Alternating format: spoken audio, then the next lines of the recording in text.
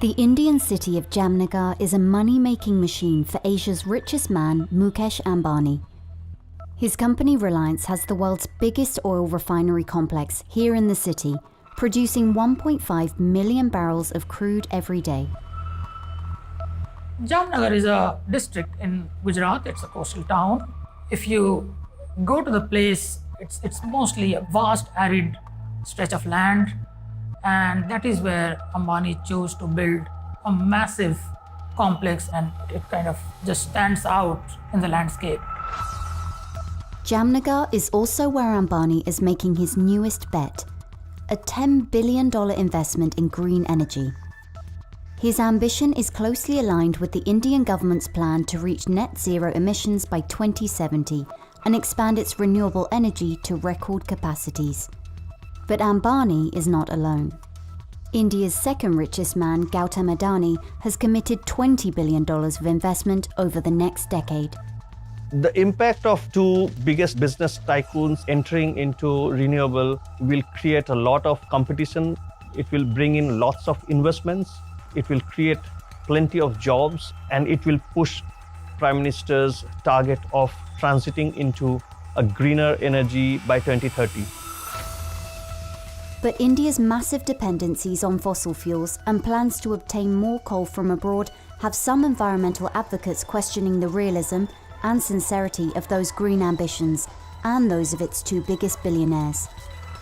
With the power to drive India, one of the world's biggest greenhouse gas emitters, towards a green energy future, are these two billionaires ready to abandon their fossil fuel fortunes? These two conglomerates, the Reliance Group and the Adani Group, have set out an extremely ambitious roadmap for themselves ahead. Now, the real test of the pudding will be in the eating.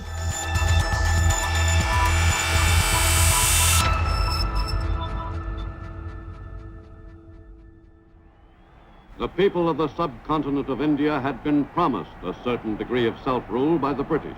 When India gained independence in 1947, the next 2 decades or so were marked by Soviet-style planning, where there was a government-led development plan.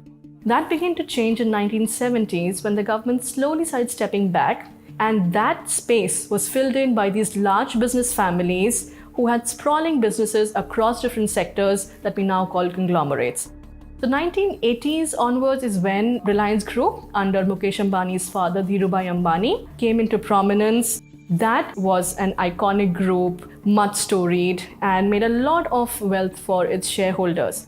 The Adani Group, in fact, came a little bit later, in late 1980s, but in prominence towards the beginning of this century. Mukesh Ambani is Asia's richest person, among the richest in the world. He built his empire on fossil fuels, oil and petrochemicals. And lately, he has started his telecom venture, which is doing pretty well and is expected to grow even further. Gautam Adani, like Mukesh Ambani, is another very smart businessman. He's a college dropout. He moved to diamond business and then later on moved back to Ahmedabad to join his brother's plastic business before he started his own Adani Enterprises in the 80s. The conglomerate has businesses ranging from ports to coal mining to running airports. Adani and Ambani, they are the two big tycoons. People say that they are the modern day Rockefeller. Today, as India's rich entrepreneurs like Ambani and Adani prosper, the country's inequality gap is widening. Research shows that India's richest 1% hold over 4 times the wealth of the poorest 70% of the country's population. So last couple of years of the pandemic, the stock market sprinted away, and that added a lot to the net worth of the billionaires at the top end, including these two tycoons, Ambani and Adani. There were millions who couldn't find jobs, who saw their salaries being cut. Some attribute the success of these billionaires to their relationship with the government. Ambani and Adani have aligned their business strategies with Prime Minister Narendra Modi's goals and made huge fortunes. Some critics have said that the relationship between the Adani Group and possibly the Reliance Group and the Modi administration is a bit too cozy. But that is something which every stakeholder involved in this has denied. So Adani, Ambani and Modi, all three of them hail from the western Indian state of Gujarat. Ambani, while he is now Mumbai-based, has a lot of assets like the world's biggest refinery, the twin complex of Jamnagar in Gujarat.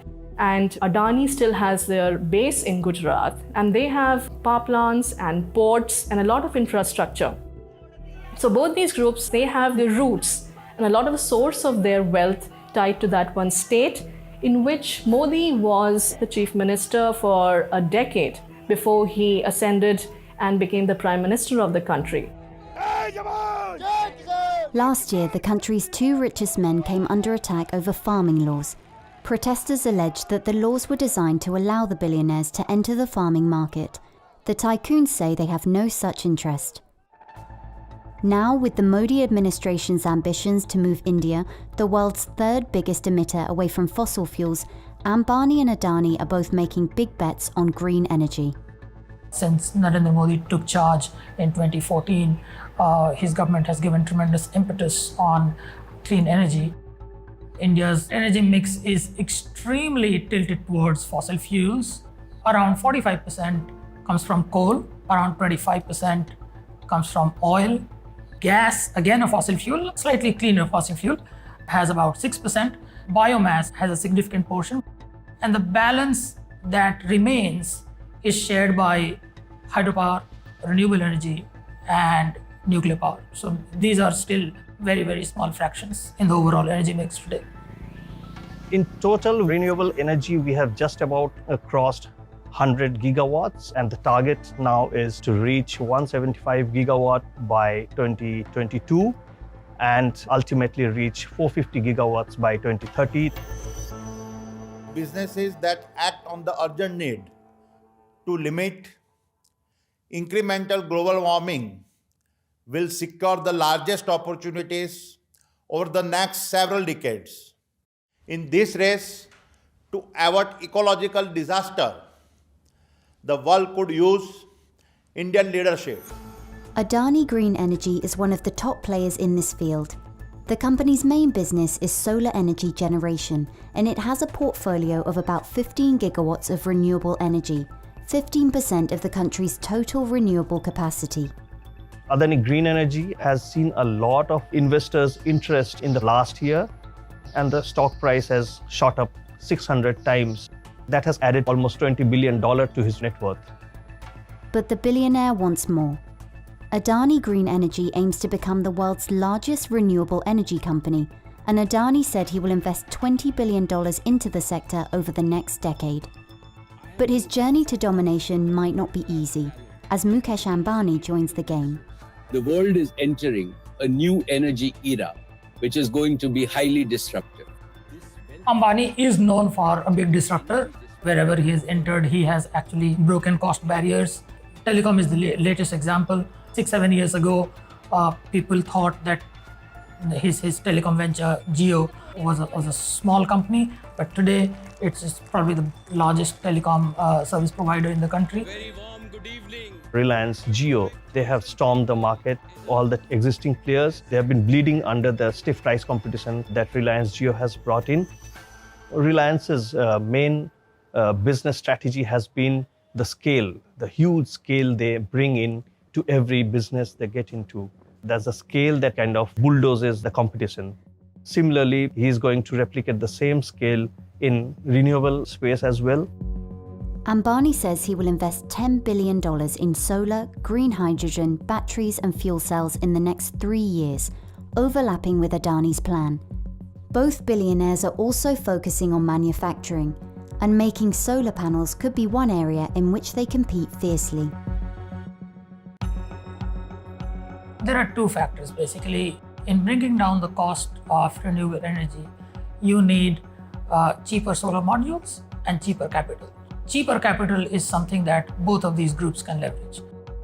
The interesting thing about Ambani's plan is that in solar modules in India, Ambani is the first one who is attempting to make solar modules right from the start of the value chain. He's planning to make polysilicon, he's planning to make wafers, cells, and modules. His idea is to bring down the costs even further because right now India gets about 80% of its module supplies from China. Ambani wants to change that, and he wants to show that India can build the solar modules right from scratch. I'm sure Gautam Adani will face a lot of competition in the manufacturing side from Reliance in years to come. Another battleground could be manufacturing electrolyzers.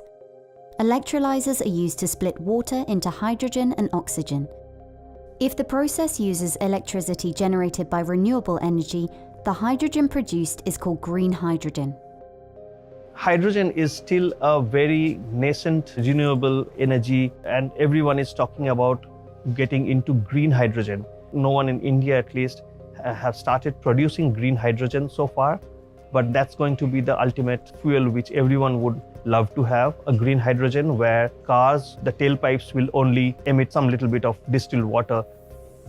Mukesh Ambani has gone on record saying that he targets to produce green hydrogen at $1 per kg. The current rate is extremely costly all over the world. If Reliance can target $1 per kg of hydrogen, that's going to be a big game changer.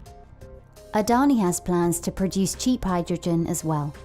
We are strongly positioned to produce the world's least expensive hydrogen, which is expected to be an energy source, plus feedstock for various industries that we intend to play in.